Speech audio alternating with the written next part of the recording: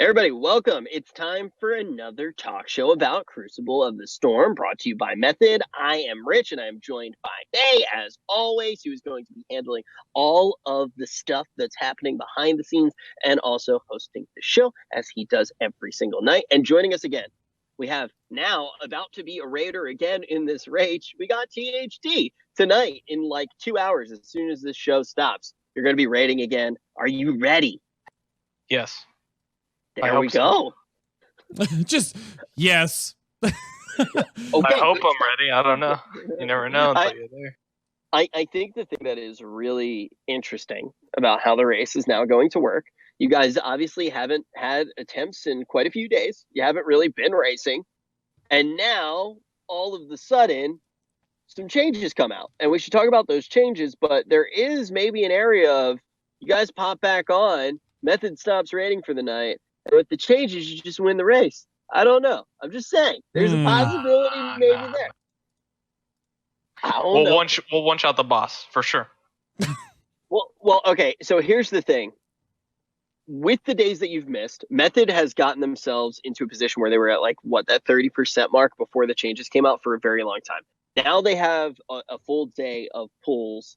How much are these changes actually going to affect things? Can it negate all of the work that Method has as a jump start for you guys? And before we really ask that question, I think it's really important to look at these changes, because I know that a lot of people haven't even gotten to see them yet, because I don't think that they were really posted anywhere, but some hot fixes came out. So THD, can you break down how these changes are going to affect Uu'nat? I believe it's 2 changes. There is the boss doesn't do the tear right after he casts the Star Augur marks. The reason for this is simple. There was certain overlaps in phase 2 and probably phase 1 where he would do the tear right after the Star Augur marks, and you would accidentally drop it on top of the relics, and that could be a little bit of annoying. So it's kind of just a thing that makes it a little bit easier to deal with. And I think the last change is a lot more vague, but the timing's changed a little bit in phase 3, so the overlaps aren't nearly as brutal. That's what I've heard. Okay, so it's going to be like these big timing changes. It's not a numerical nerf or anything like that, but we know how important changes like this can actually be to taking down a boss. Do you think now that they have come out, we're getting close to the end of the race, THD? I think I don't know if Method kills it tomorrow. I don't know. I think we still have like 2 days left, honestly, till Method kills it. I'm not sure where pieces are, of course. You never know. I still stick with my 600 to 700 pull. Yeah, and right now we're at what, like the 500 something pull area, approaching 600. 520. Yeah. So we're getting up there, and I just a little bit of history. We talked about it yesterday, Bay. The last time that we saw a boss that was like mind-bendingly, absurdly tough, it was going to be in Throne, and it was what 654 pulls. Is what it was. So Dex has the wipe command in the Method chat updated to put it in perspective that Uu'nat currently sits around 515 plus. Kil'jaeden 654. Now again, we've talked about Kil'jaeden being sort of the flippant RNG monstrosity that he was, because that's just how the fight was. It wasn't entirely difficult, just that there were 12 to 15 of these different RNG spawn mechanics that if you ever mess up one of them, you're basically starting back square one. And then we've already beat Archimonde at 472. And so is this the weird thing that I wonder about with Uu'nat that I was looking at when looking at these numbers, is that Kil'jaeden was a boss that had just a hilarious amount of RNG where whoops, I stood 3 pixels too far forward and got clipped by a pylon and I'm dead. Right? Or whoops, I almost soaked the meteor, but I didn't, and now the raid is dead. This boss doesn't have a lot of that moment to moment. I know THD, you've been watching a lot more of this than we've been able to keep up with. I have a couple POVs on the side that we can jump over to and sort of watch live, but there is a very interesting amount of just combos, and those combos are being lessened in phase 3. But there isn't a lot of like, oh no, whoops, we accidentally didn't do this, right? Everything they're doing right now in these progress pulls are all very much meticulous. They are doing this to do this. They are timing that to do this, right? So that just means that it shows you the different caliber of encounter when it's almost all player controlled versus the nonsense that Kill Jaden was. Yeah. I think I feel like it is one of those things where it's like, would you rather deal with RNG or have something that's very difficult to deal with where you know it's all coming and it's all in your game plan, right? Isn't that sort of the way to look at this fight, THD? That yes, it's difficult, but you know it's coming. How do you beat it? It reminds me a lot of Helya. Helya was very similar in a way, where like you knew it was coming and you knew that you just had to do that in order to do it. And if you just didn't do it, then you played bad and you could play better next time. Yeah, right. Versus like stuff like Fetid Devour, where ads would spawn across the room and it was just like the worst thing ever. I don't know if you guys have seen it, but it's actually like the most embarrassing thing. There's a clip of me on Fetid Devour that's like so embarrassing. I've never raged so hard. It was when I was still mythic raiding with like Sea-Doo and Mez and all them and Femaruki. And, you know, it was just like one of those things too where there were so many things about Fetid Devourer and how it worked that you were just set up for failure for so many different occasions. And I actually got clipped by the cone breath, and I thought that I was clear. And there's someone standing right next to me, and they're fine. Like they didn't get hit by it. I'm like, what the actual heck? Like I was fine. So yeah, I totally remember the frustration with fights like that. I do think that it is one of those cases where it's like, yeah, just play better, forehead, and we're gonna get the boss down. But that feels good. It means just play good, and the boss will go down. Still though, you have to play out of your mind. That's why we haven't seen it go down yet.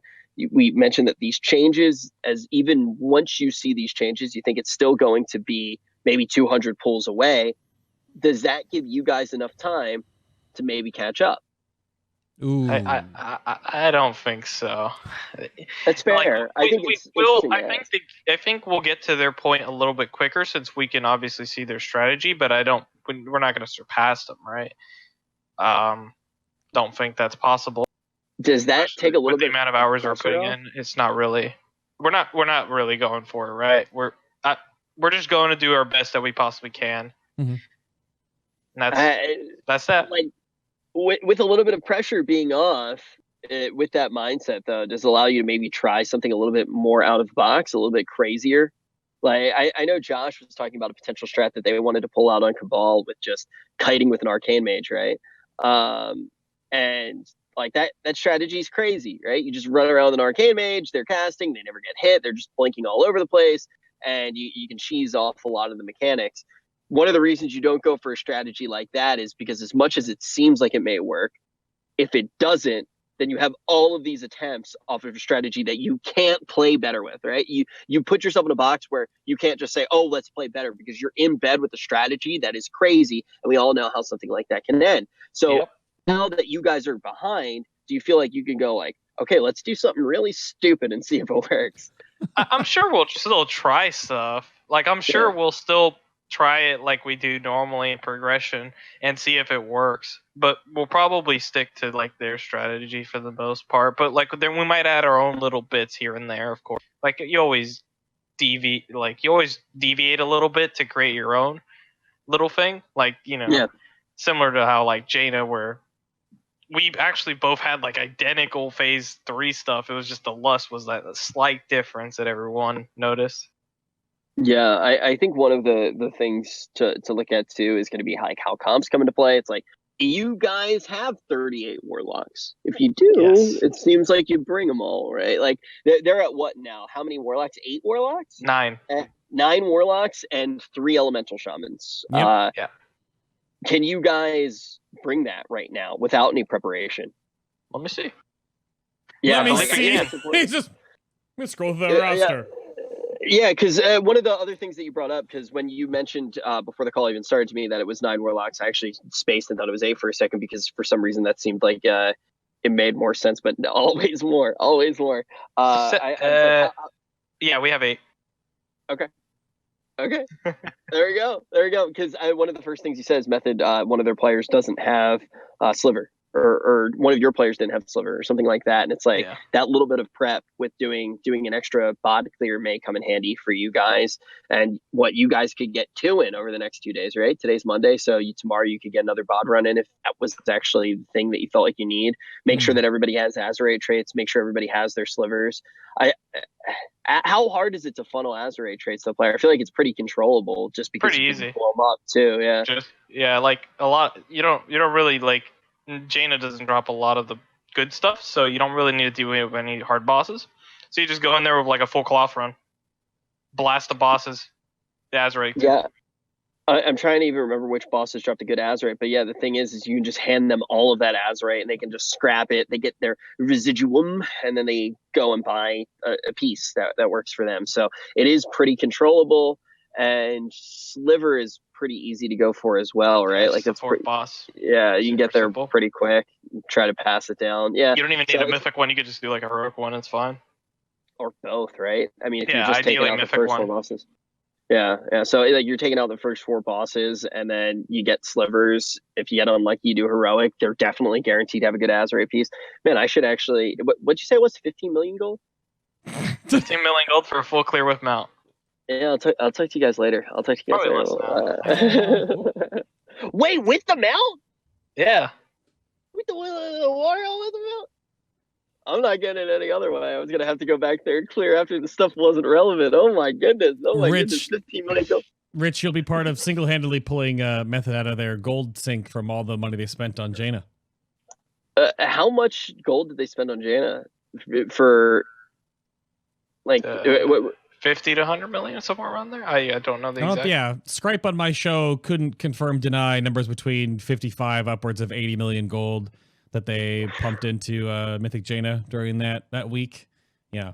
Yeah, I feel like it's so interesting to really think about how the economies of guilds work now. And also, I thought that was the thing that Trekkie brought up that was really interesting when he was kind of theory crafting this idea for a European server that had the same reset times as NA to make sure that the race started at the same time. And it was like, well, the one problem is if you do have those servers, will there be enough players to spur the economy? Will there be enough players who can actually be doing different things, whether it is these gold runs or different things, whether it is just putting up VOEs up on the auction house? Would there be enough of an economy to make that work and actually allow a guild to thrive?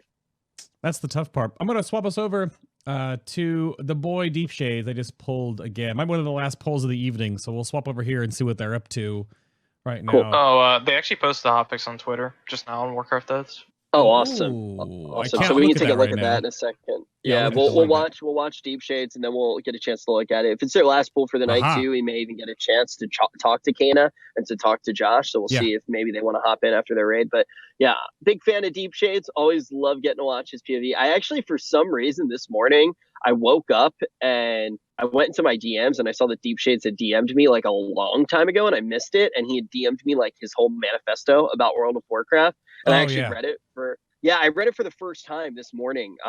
Funnily enough, just completely random happenstance. I was checking my DMs and I just scrolled down and saw it. So well thought out, and just someone who cares about the game so much. Yeah, he's great to watch. Definitely follow his stream, and also he pumps. He is an absolute beast on that Warlock, and he's going to get to play it on this encounter. I love that blink. It's so silly. Yeah, it's so silly to watch that. It's really strange. They just pop in. Yep. It's all just that unified thing too. You see who goes over there first, and it's like blip, blip, blip, blip, blip, blip. They're all the warlocks. Yeah, it fills in from the back forward. It's funny. Yeah. Look at that damage meter though. Look at that. We got blue, blue, orange, purple, purple, purple, purple, blue, purple, purple, purple. yeah. It's not as funny looking as our like 8 Shadow Priest meme comp on the first boss, where like they were all top, but all the warlocks are there because they don't do as much damage to the ads. They pump. I actually can't watch the POV because of my setup right now, so I do want to ask, because I know Deep Shades he is playing warlock for this encounter, right? Yes. Mm-hmm. Okay, I just want to make sure, because I said that like 100% sure, and then I was like, well, as weird as it would be, I know he does have the Elemental Shaman, and I know that he does have, like, he can play pretty much anything, but it's always playing weird. Ellie for a while. Yeah, he played Ellie even on this fight, right? So, like testing it out. I just think Warlock is so insane for the reasons that you just mentioned, and that was why you were kind of joking around, THD, before we started. You're like, my theory for a change that happens, they nerf the beam by 50% and you can't blink. Do you think that is actually something that could happen? Yeah, probably later whenever they make a I'm sure they'll nerf it in due time for all the guilds who aren't, top 10 guilds that can't bring these rosters of class stack.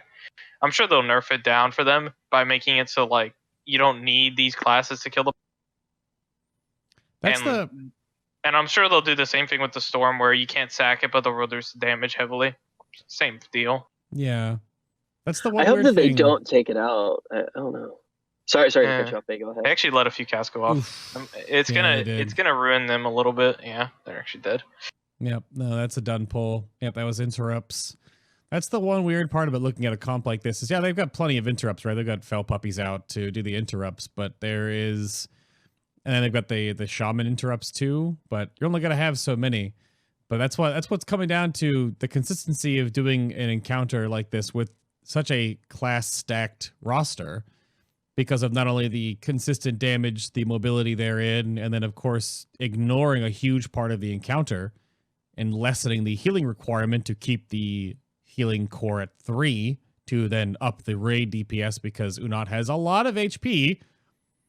We were looking at it yesterday. Once they get into phase 3, they more or less have Grong's HP to go through without the additional, 5% damage from the skulls here and there that you throw. So it's a lot of HP to deal with. Yeah.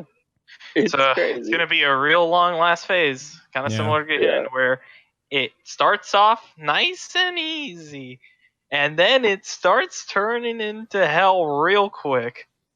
Yeah, Gahun was a funny one because it was like they're at 1%, they're so close, and then they all just die. It was kind of a joke at the beginning, right? Like it's one of those fights where you're chilling until you're not, and then when you're not, you're in the kitchen, and the kitchen is on fire, and it's scary.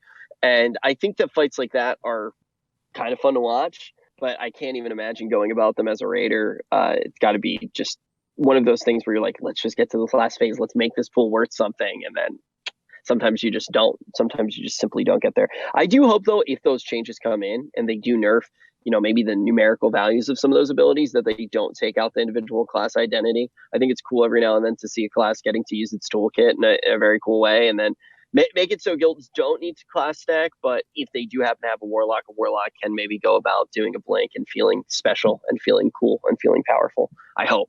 You're never quite sure what they're going to do, though, so you just go with the most null thing, which is just make it everyone the same. Yeah. So I usually imagine they're going to do. Yeah, it's a safe prediction. It definitely is. Let me hop over here. What do you have, Rich? We have to wait for this little bit of audio, but I was going to bring up the tweet.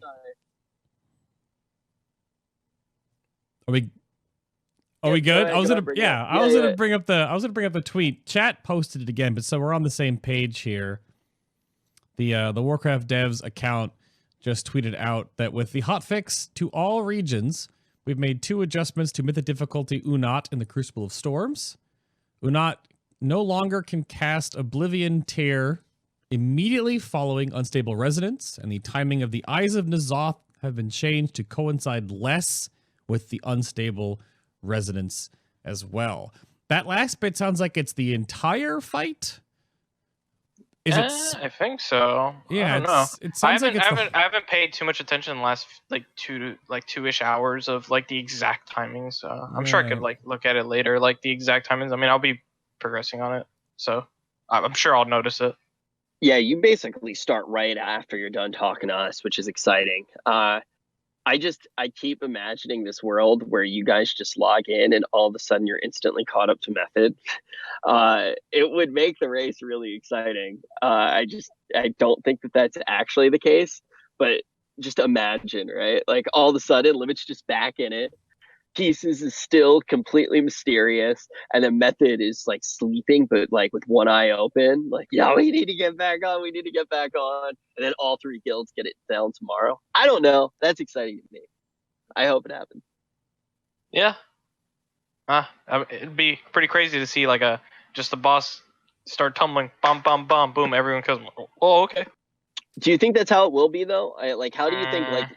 you say 700 pulls. Do you think that once we see that first 700 pull attempt from whether it's Method or Pieces, and it finally comes together and they get it down, do you think like Method and Pieces will get it down really close? Like, because think about the first boss, right? Cabal. After Cabal fell, like 14 kills got it down. Like Yeah. it started falling really fast. Do you think that it's going to be a similar thing with Uu'nat, or do you think Uu'nat's going to be drawn out? I don't even think we'll see one tomorrow, man. I don't know. I think it's gonna be like you're gonna see probably Pieces and Method are gonna be pretty close. I feel, and then it's gonna be like a pretty noticeable delay, and then probably like everyone else will start toppling. It's just usually how it goes. I don't know. I that's what I sense. To be completely honest, I guess it I don't know. depends too. I don't know how confident the Method men are in tomorrow though. Like I don't know if it's possible to go tomorrow. Like they're only at 25%. There's still a lot to learn. Because this is the weird sure. part now with all the information and knowledge that we have on the outside looking in now with historically the top guild in the World of Warcraft rating scene streaming now. So we can see what they're doing, their thought process, all the time they're putting in, all the different things they've changed. But because we have, at least in this small instance, we have Pieces rating and so far ahead, not far ahead, but so far, comma, ahead of Method. If they get a world first all of a sudden on Uu'nat, you're not going to know what they did. You'll see a scan of their armory. You'll get the WoW progress update for their roster, albeit it can be spoofed to some degree. But you're not going to know like what they chose to do. It's to be a little different to figure that out. Whereas with everything else, like all the guilds that followed suit, like what Rich said, everyone can see what all the guilds did for Restless Cabal and then go, oh, well, we don't have 1,900 Shadow Priests. I guess we'll just farm BOD a little bit more and then wait for it to get tuned down a little bit. Because a lot of guilds, at least that I've osmosed, unless you're at like that top crust level, you're just probably not even worrying about Restless Cabal right now. You're like, eh. Yeah, I think they can get. I think they should definitely think about learning the fight. Like, I honestly believe that they might even hotfix Cabal tomorrow. Ooh. Like, you never really know. Like, a lot of guilds have killed it, and I feel like what their plan is for this raid is like let the top 10, 20 kill the boss, and then start nerfing it. Let me Like, double check. you never know. Did we get to top 20 yet? Because we were at 14 14 like 2-3 days ago. We're at I think so. 31. We're at 31 worldwide. 31 Restless Cabal worldwide. Yeah, 31. Untitled Spreadsheet was the most recent. Yeah. So I really there. like that. Only 31 in a week. That's really good. Let me double check. If they nerf that, or at this point, like the top I think 3 the only guilds thing the only thing they really should do, it's a very good coordination fight. I think the only thing they should do is increase the enrage timer, because like without class stacking, it's pretty tight actually. Like a lot of the kills like reach the enrage timer even with pretty big amounts of class stacking. So I think they just need to increase the enrage, and like then a lot of other guilds will think about it. That's I think it's a really cool fight. I really like it. I like the whole thing where like you're 90% health reduction and you're just always playing around with shields and stuff. I think it's really cool. I like Cabal a lot. Yeah, I think anything that mitigates some of the class stacking that goes on, but maintains how the fight feels and the thought behind the fight would be a relatively welcome change for some of those guilds that aren't quite in that upper echelon, that have people coming in multi-classing to the level that we see, like, right, like we're going to talk about Uu'nat, nine warlocks coming in from Method. Not every guild wants to play like that, which is totally fine, but they want to get down some of the toughest challenges in the game. So if we see those changes to Cabal, even if they're tomorrow, fine by me. Uu'nat, I want it to sit in a similar place though, that changes, like big changes that alleviate that pressure to bring a very stacked lineup that is tailored for the account. I don't want those changes to happen until at least the top 20 guilds get it down. Personally, I think that's the fun part of it. Yeah, I think it's that, and they'll probably nerf Crushing Doubt just a little bit. It's just like the raid wide AoE. Yeah, because Shadow Priest can immune that with Disperse basically and a shield. They just powered shield, Disperse, and they can have a 9 stack and roll it over. That's what makes Shadow really, really powerful as well. They can always just roll over their stacks whenever they feel like it. And That's a really powerful ability. But if you're able to do that, and you could bring less disc priest, because like I think most kills have like 2 disc priests for the most part, and that's like just extra shielding. Like we ran 2 discs just simply due to how powerful shields are on that fight, how powerful shields are on Uu'nat as well, because you have unhealable debuffs a lot of the fight, and shields negate that. Man, priests, what a fight! What a fight for priests. It is funny how we sort of predicted and saw that going in, that the comp for Restless Cabal was not going to be the comp for Uu'nat. Granted, there is some wiggle room that Warlocks could be used on both, right? Because Warlocks have the self-dispel, and they also have their own defensive. And Warlocks are Warlocks, man. We just are always useful. You know, it seems to always that we're just the best class in the game. What can you right? Well, no king rules forever. Apparently, we're still ruling. You're still playing Shadow Priest a few days ago, though. I won't forget that. Yeah, they're slightly better. It was really nuts seeing so many fantastic Warlocks and a good Warlock fight still going Shadow Priest. That's how good Shadow Priest was. That even like some of the best Warlocks in the world are this place where that they are playing that. Our damage meter sums it up pretty well. You want me to link a log for it? It's gonna be pretty funny. We can. I suppose we can look at it. Seeing Warlocks start out. We're getting Warlocks word here. are like starting out on top and then switch. There you go. Just real quick. We're getting word that the boys are done raiding for tonight, so we're trying to see who we're swapping in. Oh, hold on. Let me look at this. Was this? This was Restless Cabal. Was this yours? Yeah. Yeah. It is disgusting.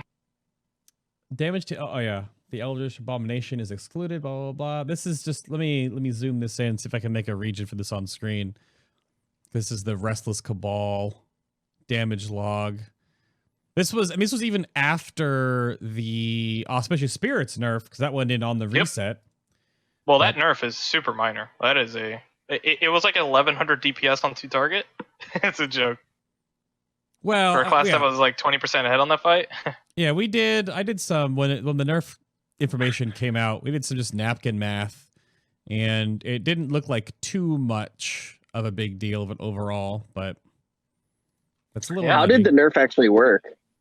They just nerfed like the talent from 100% damage to 70% damage increase. That's it. Yep.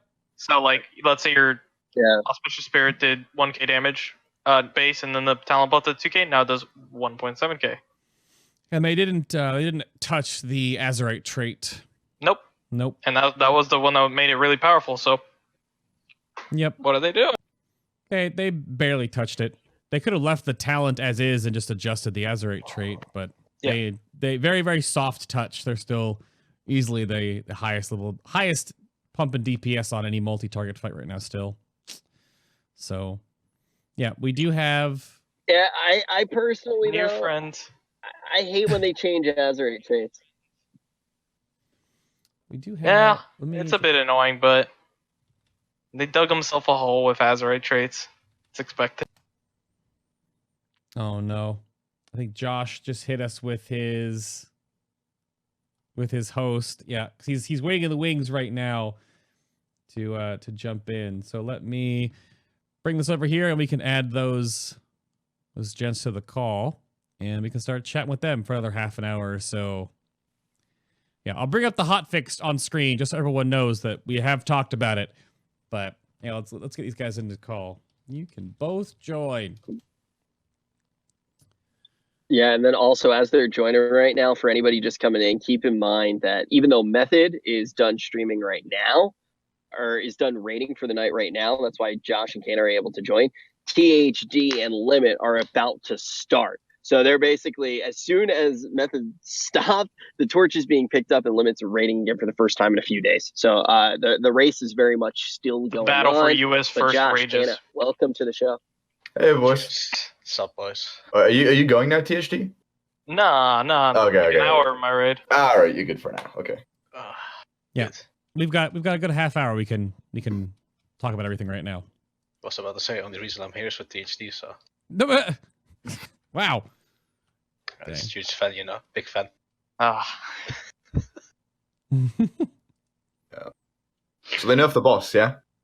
You guys mentioned that? Yeah, oh boy, they nerfed the boss. Oh boy. you're not happy, are you? I'm not happy, actually. No, I really don't like Actually, it. not. I mean, I'm not very happy either. At least it's nothing too crazy, right? But it is pretty big. Yeah. I think... Not a fan. No. Good. Definitely not. I wish they actually kept it like that. Let us at least one guild kill it. Full hard mode. Yeah. Personally. And then they can nerf it. But You okay, Rich? Rich. He's gone. He's gone. He's in his... Okay. I was, Yeah. Hopefully he's Don't know still what Rich here. is doing. Rich. He's But, blinking. He's blinking. Is he? Hello? I think his thing ran out of battery. Oh, maybe he has to swap. That's Rich right. is gone. Yeah, crap. Absolutely, Yeah. yeah. He's actually crap. Oh, okay. Any Fs in chat?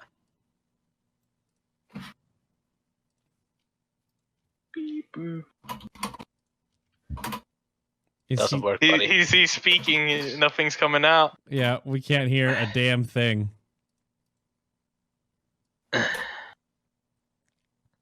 Can't hear a damn thing. But we will have... I do have some POV... Oh, gosh, he's just waving. No one can see you right now. I'm on a B-roll screen, so I'm getting you guys all set up. He's just waving around. That's Yeah, too good. he's doing something. Josh, did you clean your bottle yet? No, he still has Wait. mold in there. Ah, fuck's sake, dude. Ew. I don't know how. Okay, no. If you want to, okay. The problem is the bottle is like this deep. You can the chat counts. The bottle's like, I don't know, a foot deep. Maybe not a foot. I'm not good with Foot inches. deep. Okay, maybe not. I don't. I lie about inches all the time, so I'm not sure how many inches this one actually is. But it's a certain number deep, and my fingers can't reach all the way down to clean it. So no, there's still mold in the bottom, but I did clean the top. Ah, Anyway, on to the important thing, which is Crucible of Storms, the world first race. yeah. Okay, so I guess I'm not sure what you discussed prior to us joining, but from my knowledge, essentially, there's now, since those hotfixes went out a couple of hours ago, a bunch of guilds had some really good pulls in P3 as well. Like Aversion saw the third lasers. I don't think it's worth counting pulls by percentage necessarily, just because it's possible that you have a pull that never really drops below 30%, but you still see a lot of the fight and you get to like plan out a huge amount of the fight that's really good. So it's only once people get like sub 10% that I think it'll be like actually important exactly. or anything. Yeah. Like today we didn't actually go ahead in percent, but we saw so much more of the fight. Yeah, you Even saw the third lasers, right? I mean, even before they hotfixed stuff, we got through the first set of lasers with almost everyone alive, which was like a huge improvement from last few pulls. Yeah, I just think had that one boss guy was die. yeah, and it was an insatiable. I think that boss was completely killable. Like it was really hard and would have probably taken at least another couple of hundred, and maybe like because the comp we're running isn't ideal as well. I'd say there was a few improvements we could obviously make to the comp, most of which just involved bringing more warlocks, which is I actually like that. I don't know. I mean, it could be killable possibly, right? The only thing is we still don't know the berserk timer. It could literally just be 10 minutes, but I doubt it. I hope it's 10 minutes. Dude, even with 10 minutes, it's true. Like I don't think that'll be. I mean, you're 3 healing already, double disc. I don't think the berserk is a problem. Welcome back, Rich. True. Sorry, the second that Josh and Cayna joined the call, my Discord just like froze, but I could still hear and see everything. So it was like everything was fine, but then like I couldn't even get Discord to restart. But I'm back. Okay, so how scared are you guys now? Limit's about to be back in the race, and nerfs came out. Are you guys just Hell like yeah. terrified? The battle for US first rages. As much as I love Limit, genuinely I do. I don't think you guys have any practice on the boss, right? Like, how many pulls have you had so far? 30. 30, I don't think they have to practice out of comp right now, unless they have something. I got like special. 7 or 8 warlocks, I think. Okay, you're good to go. Never mind. I'll take Yeah. it back. See you guys. No. We'll meet you in phase 3. See you at London.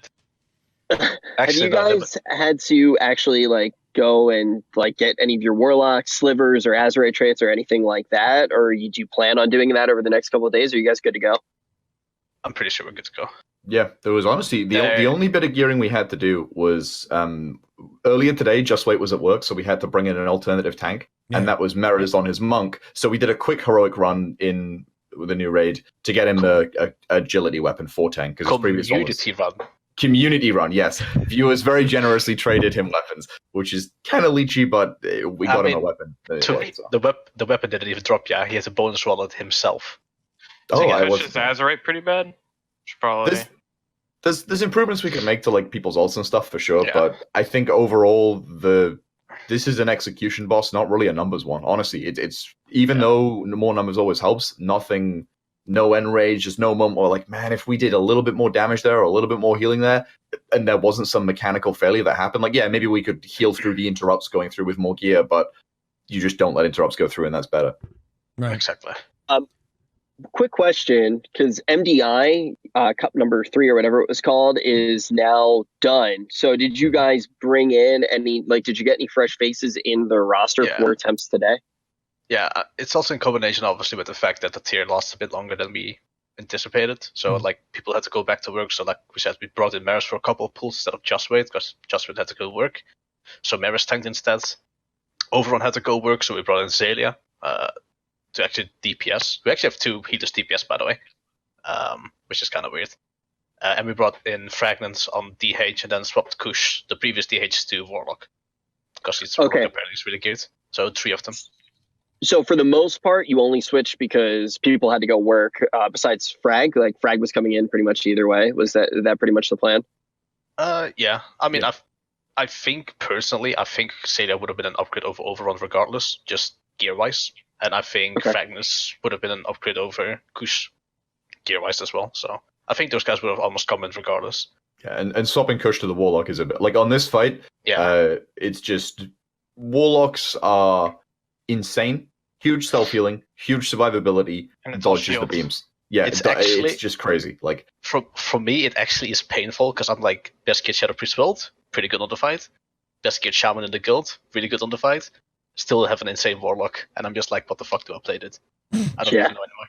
Well, you need to die with the storm.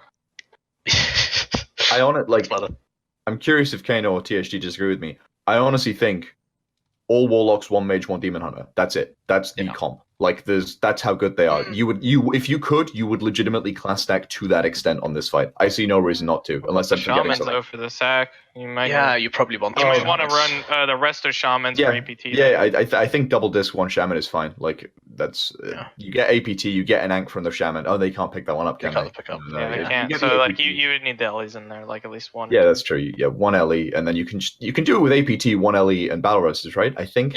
Yeah, you have full. Yeah, you need 4. That's pretty nuts. Yeah, you would have to wait 30 minutes between pulls for that. Yeah, that's true. Okay, maybe more than 1 LE would be ideal. Like for you just have someone on the bench. You move them in every pull. You just move them out. I think the fact that having 2 full groups of Warlocks we can all agree is ideal is ridiculous. Like that's crazy. Although I'm not flaming Blizzard for making the fight like that. I really liked that the fight's like that because it means it's really difficult and we had to think of some way to get around that difficulty, which I like. It's the same reason I don't want it to be nerfed. I see no problem with Blizzard, and this was a big discussion. I saw it on like the WoW forums earlier and stuff, which was basically, is this already too hard? People are saying, because it's essentially how many guilds will kill the first boss here? I don't know the number. 36 actually is the new updated 36? 36. Yeah, they didn't count Chinese guilds. Yeah. Okay, so we're approaching the end of the first lockout, and 36 guilds have killed it. So the end boss is maybe being actually tried realistically by probably 20 guilds, because a bunch of those guilds have only just kind of killed the boss, and a few will just go, "This is way too hard right now. We're not gonna waste our time on it." So there's an argument that Blizzard are kind of developing content and creating content for such a niche and small part of the player base. But ultimately, I don't think that's a huge problem because you have those other difficulties which do serve the rest of the player base. And I think through visibility of streams and having aspirational content in the game, like I don't think that's a bad thing. I think having content that maybe only a few hundred people can directly engage with, but tens of thousands of people can watch the kill video, watch the streams, look up to the guy on the server who has that title and have that title actually mean something very special and very rare. I think that's overall good for the game, especially when those other difficulties exist that do serve the more casual players.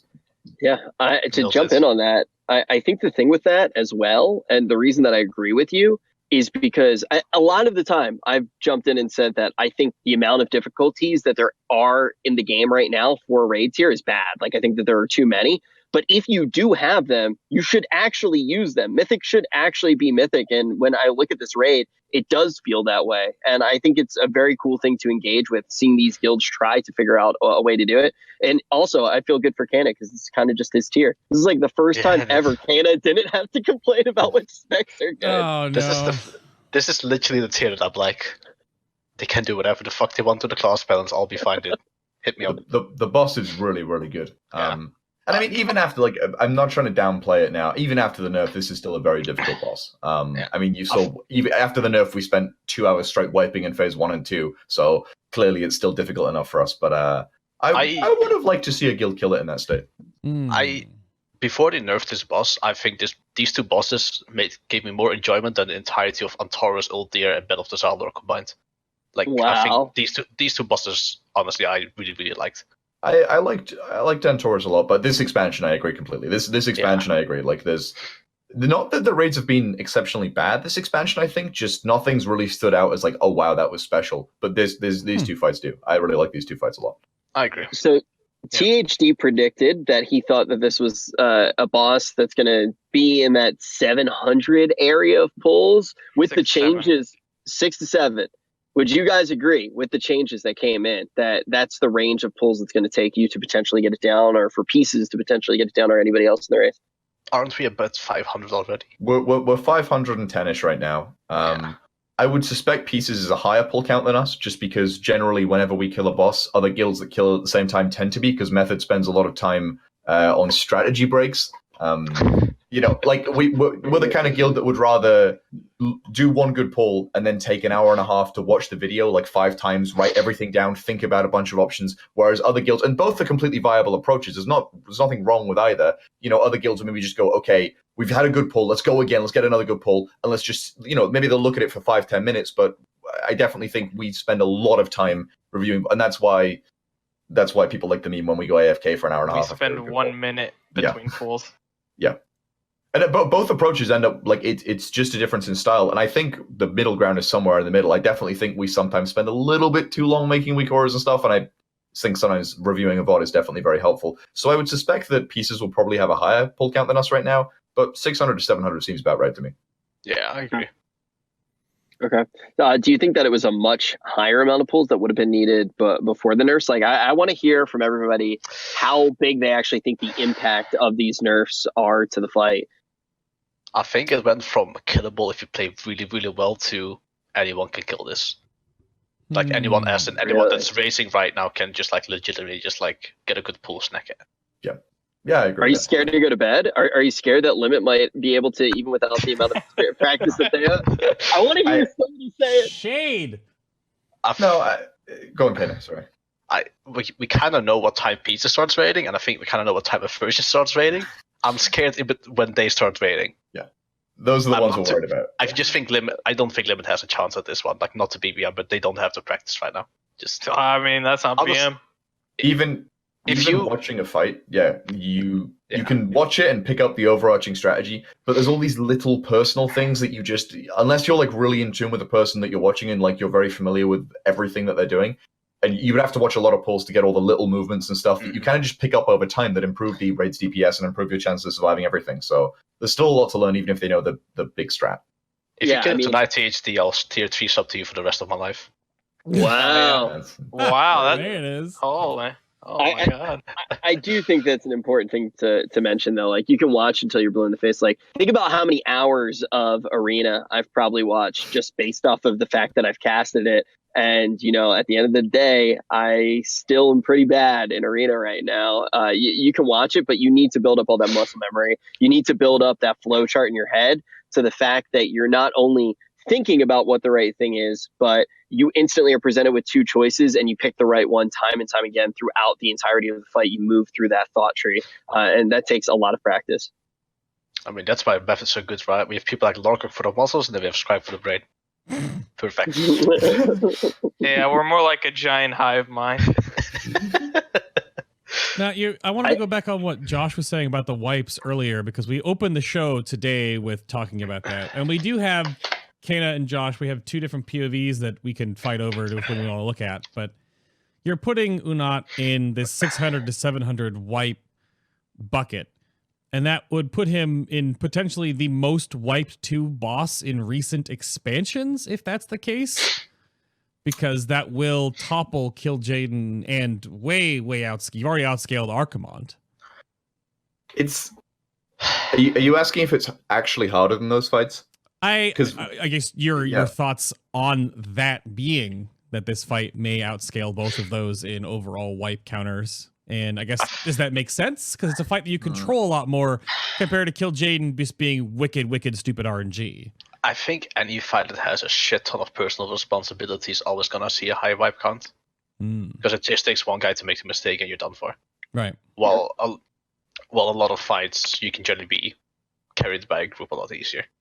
Like Kill Jaden obviously had all the soakings and stuff. Archimond get hit by like group movement, you beam 2 people. This boss obviously with the marks and everything. There's a bit of a pattern. Yeah.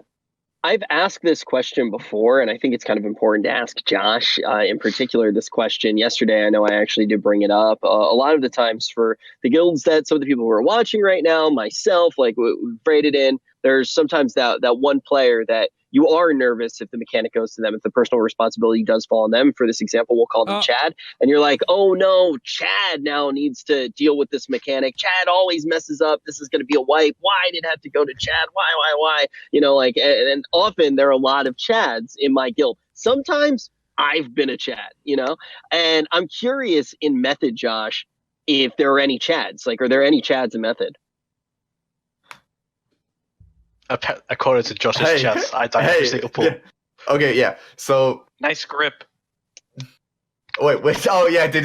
Yeah. I think everyone makes mistakes, and it depends somewhat on the role the person has in that fight as to the mistakes they make and stuff. Like, Scrape has caused a lot of wipes this progress, but that's because his job is much harder, and he's directly responsible for so many more lives, right? In terms of like.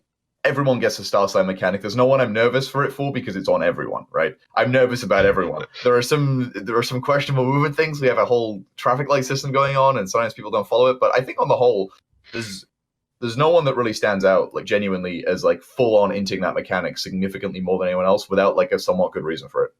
Okay, so like no Chads in Method. You wouldn't say that you're a Chad? No Chads in Method. Okay, cool.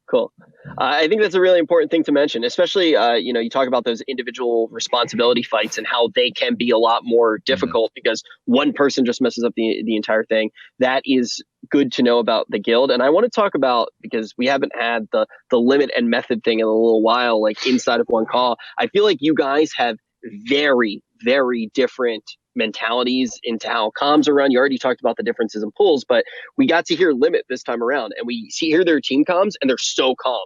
What are Method team comms actually sounding like? Fucking mess, dude. like a real bad. 10% is like productive, useful scribe reading. The other 90% is us yelling like random Italian words at each other. Logic's accent is so funny. We like mock it. I don't know. We love him, but like we definitely take the piss out of him a bit. Yeah. I'm bumping. Wait, Deep Shades, you said? Nah, Lorgox. Lorgox. He's Italian, so like when I think it was Perfecto on this priest or something, whenever he did something, it was like Olivia, things like that. We would just joke about it for the rest of the day. It's amazing. That's actually so funny. It is interesting when I listen to other guilds, I definitely do think on the whole that other guilds' communications are better than ours, and that's not the fault of our officer team or raid leaders. That's the fault of like the average raider just yelling. Like today, for example, we had a wipe where an interrupt went off, and people start like screaming and stuff about the interrupt going off, even though it's not like the raid is low health, but no one's dead yet. And the correct thing to do there would be to just everyone okay. We missed an interrupt on X, you take next, right? Like just so everyone's still on the same page. But, sometimes people like get stressed. And it's completely normal. I do the same thing, right? Sometimes things go bad, you start making bad calls, you start like saying bad things. But I definitely think that's an area we could probably improve on a lot, which would be like comms. We're not as clean as other guilds, I think. True. Weren't you one of the people? I'm pretty sure THD mentioned a moment where I think it was the same one that you're talking about right now. Weren't you one of the people that was yelling? Oh, on what? No. Wasn't Josh one of the people who was yelling when the kick went off? He was yelling at people yelling. Oh yeah, really? I got mad at the people yelling. I started yelling at them, dude. This was him on cam. Oh yeah, I I hit my key. Yeah, that was the only time I've raised this progress. That was the only time I've got mad this progress. I've been pretty. Well, what about the mic? What about the headset flying off? Okay, I've raged 2 times today. True. Apart from those 2 times, though, the nothing. Stalker, dude. Yeah. Like, yeah, she's just watching me all day. This weirdo's just like staring at me all day. That's weird. Has anyone else been staring at Josh all day? Anybody else? Be creepy. Let us know. Let us know. Oh man, if you're staring at him so much, why don't you date him? But THD, when we talk about your guild's communications, what has made it sound so calm? Is it just NA vibe? You know, we're all friends. NA, we're all so friendly. Here in NA, it's just like a nice little cuddle factory. We're all so friendly to each other. Real big thumbs up. I think it's literally just that they don't have Germans, yeah. Wow. Yeah, that's not even wrong. Not even wrong. We have Taiwan and China. Sometimes they start speaking Chinese to each other. You're not really sure what's going on. I was going to ask that once Uu'nat finally goes down, if you're going to credit the actual overall victory to Deep Shades' beard. Deep Shades is sexy. Yeah, right? Cayna's right there with me. I was like, I tuned into one of his VODs we had a couple days ago. I was like, is that the same boy from London? Who is that? Yeah. It's a good look. Fabo has lost like a fuck ton of weight. Like, it's actually impressive to see. He's doing great. Proud of the boy. I was bringing up before you guys got in the call too, like he had DM'd me like his manifesto about World of Warcraft, and somehow I missed it. So I just read it today for the first time. So not only is he looking really good, but also everything that he thinks is very smart, and he's good at WoW. Fabo is definitely somebody that you guys should check out on Twitch and follow on Twitter and everything, because he makes great content and he's a great player, and he thinks about the game in a really important way. And now it's Warlock season. I just wish we were all in London right now. How great would that be if we were all in London? Payment received, Rich. I get it. Yeah. Well, Josh doesn't want to be in London. I would like. I love that this tier is tuned like it is, and I love that it's difficult. But no one expected this. No, not at all. No one expected anything even close to this. Like, not even in the same region as this. I wish Blizzard would communicate a little bit better. I know it's difficult. Tuning a boss for 20 people to do in a corporate environment with a limited test team is genuinely hard. Like, I think they do a pretty good job of that on the whole. Like, this was very well tuned. The first boss was a great tune. Like, everything has been spot on. I just wish they would communicate their intentions a little bit better. Like, what pull count are they trying to hit for the final boss? How are they going to approach nerfing on a tier? I think the World First race is very successful. I mean, in terms of view count overall, arguably as successful as the MDI, and definitely much more long-lived, you know. So for Warcraft, it's a good thing. I wish they would take it a little bit more seriously. Just in, like, I'm not even complaining about the EU NA discrepancy, just maybe communicating with the top 5, top 10 guilds a little bit better about their intentions for the tier, you know. And maybe, I mean, in this case, if Limit were raiding right now, like if they'd been playing the entire time and we were all kind of at an equal point, the current hotfix that just went out would have been horrible, right? EU goes to sleep, Limit has the whole day on it, right? That would have been, I like, some communication about fixes and stuff, I think would be really great for the game. But it looks like Blizzard aren't trying to make it anything. It looks like they're not trying to capitalize on the organic interest that the World First race has, which I think is a shame, personally. Well, also put it into perspective for something like this, because, you know, like, full disclosure, just talking about the event a little bit, like, even for Bay and I, for example, when we get hit up, like Method's not going to be 100% sure what the actual runtime is. So London or something like that, actually doing a live event, it's not really something that you can depend on. So imagine if there was a clear communication and all of a sudden it was known that it was going to be this long, we'd be doing the same live event probably that we did. Like, look how long this is going on. This is basically the amount of time that we spent on VOD. And now not only would we be able to do a little talk show like this, but Method would be able to do something like a full show where we actually commentate over all this stuff, get you guys on to talk about everything. Like, we miss out on creating a lot of content that the community does really like because of the lack of communication. So it's important to bring up both sides. And I think that how impressive this tier has been to watch without all of that shows just how much people do care about this race. And it's something that I hope continues to grow in the future. And I think Blizzard could definitely chip in and bring it to the next level, or help to bring it to the next level. Yeah. But yeah. Now we're in a scenario where the changes do come in, and now Limit is just going to be able to go in and smash it and probably get the world first. One shot the boss. You keep get going in back there. to this. I'll be tanking the boss with my Warlock. I'll be just using Drain Life. We have an evade strategy. The boss is going to evade the whole fight. We're going to kill it. We're going to get that achievement, post a video. Easy. Yeah. Just get that big suck going. Just get that big suck going. You're not going to die. That's what I always heard.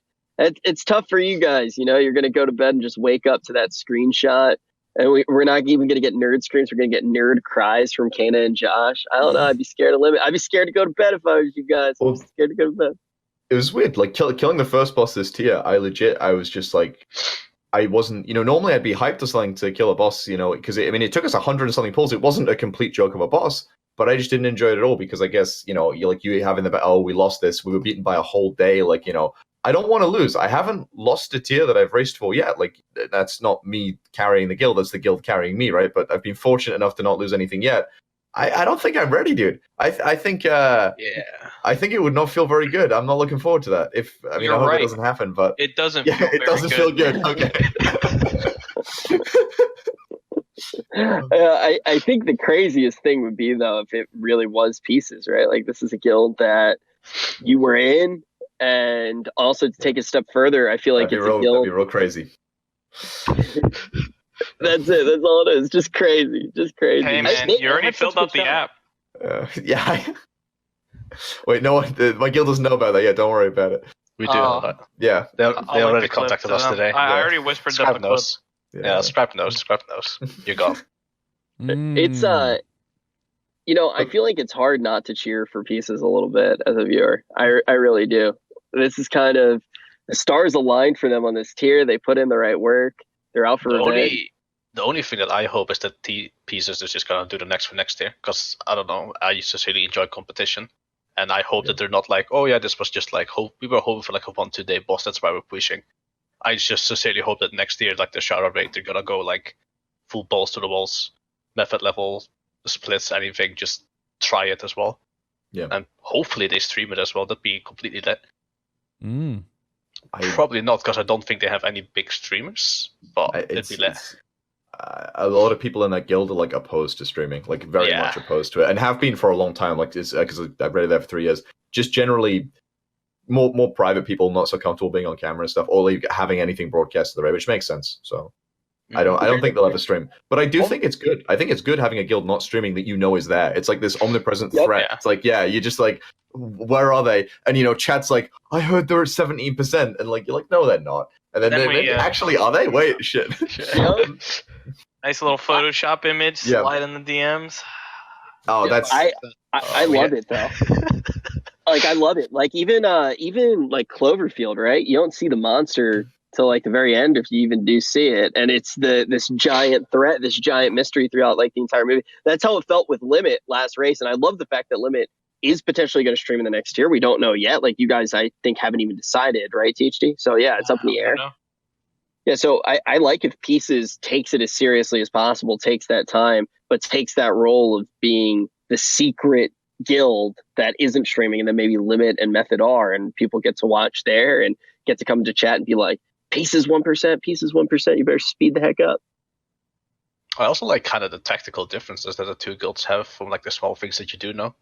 Like they're running completely different comp, and I think they're 4 healing it with like 5 alley shamans, and we're like starting to cut things. I mean, you never know for sure, but I have no idea if they're 4 healing it or not. They have 3 people who main healer on disc, and they have 1 person who mains Holy Paladin on Holy Paladin. And they have 1 person who mains Resto Shaman on Resto Shaman, and we just don't know if that's a Ret Paladin or a Shadow Priest or an Ellie Shaman. Like, they have 5 healers. Yeah. It's exactly for us. Yeah, we also have like 5 healers in here, but only 2 or 3 of them are actually healing, right? So I think that I want to say they're 3 healing as well, because I don't know. I mean, unless they're way further than us in the last phase, and they think the 4th healer is way better for the last phase.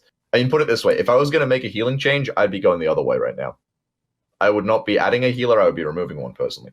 Yeah. Well, question for you right now, Josh. I know during the last tier, after you actually did get Cayna down, there's always information like that where you guys do figure it out. You have a spreadsheet that basically saying moment by moment what's going to happen. And I remember actually getting a look at the spreadsheet and like seeing your little mark of like, I'm getting atonement up. Now I'm ramping as hard as I can. Then I'm going to have like these big heals, and you see all the different cooldowns, all that synchronization that goes on. And the second that you guys actually did take down Cayna, I know that you sent it to Pieces to actually help them out in the race and potentially bring down Limit and all these other guilds. Do you think this time around, if Pieces wins, they'll send you the spreadsheet that they have to actually help? Not a chance. I think they're gonna sit there nice and smug, and they're gonna get like every single, because the more you win by, the better you feel, right? If you win by like an hour or so, it's like, oh, okay, we were about the same. If you win by a lockout, you're like, dude, we dominated you that tier, like so I think they're gonna sit there very smug and not say an absolute word to us. Be like,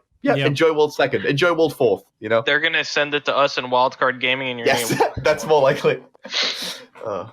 Do you think that with how much they respect being private and not really streaming, do you think that they would still, if they were world first, do you think that they would still release like a kill video and with nerd streams, or do you think that they? Okay, cool. Definitely. They definitely do a big kill video. Because I mean, I know they have at least one or two. Because the best way depends, but a lot of people private YouTube stream, which requires like Google passwords and stuff, because you can't private stream on Twitch. So they'll because you still want your own guild to see the stuff you're doing. Like if someone's on the bench, you don't want them to not have any idea how you're approaching the fight in case they need to be swapped in later. So like I know when we didn't stream publicly, we still had like 2 or 3 private streams that were like an email controlled list, so it literally could not be leaked or anything. So I know they have that, and that's also a good way of like recording local povs. So they'll have a few povs. I'm sure that kill video will be good. Just hopefully not a world first kill video. Yeah, very important thing to note, because it just doesn't feel like a world first race if you don't get to hear those nerd screams. Like if you don't get to hear that, it doesn't feel like the race actually happened. I'm excited to see how this one unfolds, though. Still a lot of mystery around it, even with the nerfs coming in, and we're getting close. Maybe 2 more days, I think, is the prediction that a lot of people have. I predicted 2 months after we saw it for the first 2 days. Before we saw it, everybody predicted 2 hours. Like we thought that we were in a scenario where Limit was going to kill the boss before you guys even had the ability to get on to do it. We're seeing just how different that is. Limit potentially not even being a factor in this race, depending on how much longer it does go on. I know THD, you probably got to hop off soon here to actually start raiding and see if you guys can catch up in the fight. But who knows? Who knows who's going to take this one? But we're going to be here tomorrow as well, I know, to actually talk about the race a little bit more. Bae, do we have any other information about what tomorrow is going to be looking like? Tomorrow, I'm not sure. I think we'll sort of be when the Method Twitter will be able to post you guys up, and we'll know more about that. The show is kind of, we had a plan for the first so many that was all locked in, but now we're sort of just like organically, we were sort of organically building these every single day now, sort of a day ahead of time. But before we get out of here, and sort of the last segment I wanted to get into, I think we fought over this, but we're going to bring up Cayna's POV. This was from your poll just about an hour before you cut stream, actually. So this may have been one of your best ones tonight. We were trying to find a poll that was after the hot fixes. So you two, Josh and Cayna, if you want to walk through different things that you may have understood here. Oh, never mind. Dari just posted in chat. We have Gingy, JB, and Thdlock with MDI talk, unless the boss dies. Okay. All right. Yeah, That's very cool. And, no MDI talk tomorrow. Sorry, boys. Get the kill then. Yeah, I also think a cool segment would be if the boss does go down, if we could get Josh on and use all that momentum from the boss kill to try to get him a girlfriend. I think that segment would be fantastic. I think that that's the right time. I know that Josh can't use that host right after his stream to potentially fall in love. So we'll just do that right here. We'll use the host over on the Method channel to help this beautiful man find love. Rich, you're a gentleman. Thank you. That's so generous. Okay, are we watching the fight now, or yeah. Okay, great.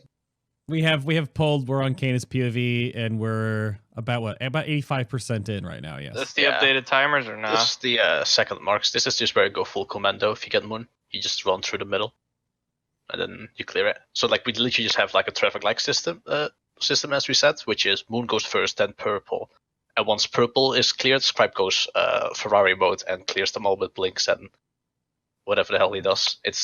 I don't even want to. I'm never playing Mace on this fight. Yeah. Not a chance I'm doing that. And then the interesting thing. Impressive. No. At spawns, you pray that the boss doesn't get a damage reduction, else we yell something in Italian. Is this true? I got my notepad out here. Here I just, again, straight Moon, get it cleared. run into the healing range so Josh doesn't yell at me. That's not his. That's a healer. Yeah, get out there. What do you Yeah, mean? Josh That's needs to get giving out, so Potter they- HPS, dude. What are Yeah. you talking about? Yeah, but obviously they're all in like the party channel, right? And so we can't read that, so we know that they're like flaming us, like, porco Dio, this guy again like moved out of my healing drain. Anyone notice Rich's face? Anyone? Rich's face. Yeah, What? it's pretty disturbing actually. Oh, yeah, Oh, Rich I'm is just watching real. the fight. I'm just watching the fight. I have a small screen today. Looks pretty hot though. In This terms is of like- the, go on, sorry. This is, I think, is like one of the most difficult marks. Like I'm just Yeah, sitting I here was with Storm right just, now. Just gonna say that, yeah. The room gets a lot smaller. There's just been an immense amount of damage because we just had a laser. So if someone gets a double stack there, they take a huge amount of damage. And then we get those marks while the room goes very, very small. That's like one of the most difficult overlaps for sure. It's pretty much either the first marks or those marks that we seem to have problems with. The ones in the middle, I think we very, very rarely fail on. Yeah. The first ones or those ones seem to be the only ones we have a problem with at all. Yeah. The intermission is we've changed our strat for the intermission a little bit, like recently, which is when some of the timings changed, we started moving the tank, like the no healing thing, because there's a button I can press as a healer, which makes the raid take no healing at all, but the boss will also take no healing, so we can like clean up the room. When that's going on, we do that a lot earlier now, and then we drop a spirit link to make sure the tanks don't drop below 25%, because then we're gonna like use the DPS ability after that. So that's. We had a lot of wipes to that today. Like, I think just everyone figuring out like the exact timings and the exact like safety and stuff there. But I think we've pretty much got that sorted now. Yeah. I think personally, like, it's again just like adding on to the wipe count. A fight that has a lot of personal responsibility. As soon as you change one thing, you get guaranteed to have a couple of wipes to it, because they're just gonna have to figure out the exact like new things and Like relearn. Yeah, At least it exactly. guarantees that the ads die. That's the bonus. True. Here we're just like blasting all the ads. We try and just get them into melee, and then we single down the tank get a little bit more because he has more HP. And then this is where Zelia just picks it up, throws out the shocks, and then dies in the on the ads right there. Yeah, I can't wait. You're gonna die soon. Yeah, you'll see me do this as well. Honestly, the best part of entire progress is doing your job perfectly, dying perfectly, as little ticks as possible. All the ads are dead, and then you have just yours come into your chat. Pepe Love 2.2 on floor again. It's actually amazing. People are flaming Scrape and stuff for like dying at the exact moment he needs to. Yeah, it's all a bit questionable. Exactly. So here I actually pick it up, and now this is normally I have an infrared rotation, but I'm not assigned to this one. So like I'm just gonna put up my camera a little bit so I can see all the HP bars in a bit. And now I'm like, okay, I have to use it. Jump in, take 2 ticks, jump out, and then the last tick kills me, and I'm not inside the darkness. And then I wait for the boss AoE, and then I yank. That's really precise timing. Like our shamans are doing that very well, to be honest. I think people don't appreciate it. The tick rate on the outside is 0.5 seconds, so that's like a 0.5 window while looking at your health and looking at the incoming damage of the thing the relic that you clicked. It's really impressive, honestly. Yeah, if you mess it up, you have to onk out there, and that's real scary. It's honestly a quite annoying job, because like as soon as one ad doesn't die, you have 5 people go, "Why you not do any more ticks?" And you're just like, they don't understand like how precise you have to do it. If you take one more tick, then you're gonna die like 5 yards into the darkness, and everyone's gonna have trouble of it and take ticks and whatnot. You're just hoping that every DPS just like pushes the ads correctly, so you can just do 2 or 3 ticks that you're used to doing. I guess ideally there you wanna skip those little octopus right there, right? It's really difficult. It would be awesome, but I think these are the easiest octopuses to deal with, because we literally just interrupt them, get them up, and just AoE them down. I think these are almost the easiest ones. Also, what we do there, I guess Josh can talk about the healing cities we pop there, because we do a lot there. Yeah, we just tank bubble, we Xerus barrier, I burst, and we spirit link at the end of it. It's honestly pretty stable. This was really frustrating, because this was one of our first like very clean P3 pulls going into it. We have the healing absorb up for a really long time there, like a really long time, and the rate is low for a very long time. Unfortunately, the first 2 insatiable torments that went out on this pull were on me and Potter. Yeah, they were on Potter. Yeah. So it's like 2 out of the 3 healers have insatiable, which is a huge amount of focus, restricted movement, and like you're then very worried about yourself, so you're doing less healing and stuff. I actually die here during those marks because like The insatiable torment during the marks is really like annoying. Yeah. You either have to find someone with a similar mark to you and just perma-leech off them while the damage goes on, or pretty much just pop personals and hope for the best, which is what I did, and the best didn't work out there. Yeah. The difference between an insatiable torment on like a priest and an insatiable torment on a warlock is actually ridiculous. Like the warlock is infinitely more stable. It's crazy. Soul Leech is so good, man. Yeah. It's honestly disgusting. Like you can even see here, Chris died. He anked, or I think he's gonna actually do it soon. Yeah, there's the yank. Yeah. Look at all those shields on the raid frames on those warlocks. And here he's gonna ank, and he just runs out just a little bit ahead, pops Ascendance because he knows he has the heal, and just dies straight off again. Yeah, it's very hard to deal with that going on healers early. It feels similar to like Avatar did, where if you get that on double healer to start with, I don't think it's a pull in its. I don't think it's a kill in its current state. Not without people playing exceptionally. Whereas if that's on like 5 warlocks to start with, that pull just became 10 times easier than what you otherwise have to deal with. Exactly. So wait. One of the things you said in there too that I want to make sure we confirm. So you can't be healed, but the shield self-shielding still works? Yep. Yeah, shields like still work. So a disc priest can shield you, and that gives you like a tiny bit of healing there. Or Right. if you have like resounding protection, for example, that will still like put an absorb on you. So absorb still work, yes. Right. Okay. Yeah, shields are really powerful on these 2 bosses. Yeah, both of them actually is crazy. I kind of want to talk about an interesting phenomena that happens when you actually do stream it, because I've heard about this like a million times. And I kind of want to ask how it feels for this one. You mentioned the idea of like you doing something perfect, which involves dying inside of this particular encounter, and then people come in, they're like, "You idiot, huh? You dead again!" Like F. Does that make it harder to, because like so many times there's like a player that dies because the individual responsibility he has is on the level of like Cayna's talking about, and it causes deaths to happen on that player more times than not. And it's like, this player's the problem, like this guy's the problem. Like, does that ever screw up what's going on for you guys? Personally, it did a bit during Battle of the Star Lord, but this tier, nah, it hasn't. I don't pay attention to Twitch chat at all during pools. I literally just look at them a little bit here and there when there is how do you call it, when there's like a break. And I think also like a bit of difference for me personally is I'm playing Shaman, which I'm 10 times more comfortable with than any other spec in the game. Like I would assume that if Josh would play, I don't know, Mistweaver Monk or something, or Progress, you would be frustrated a lot more because you just make more mechanical mistakes.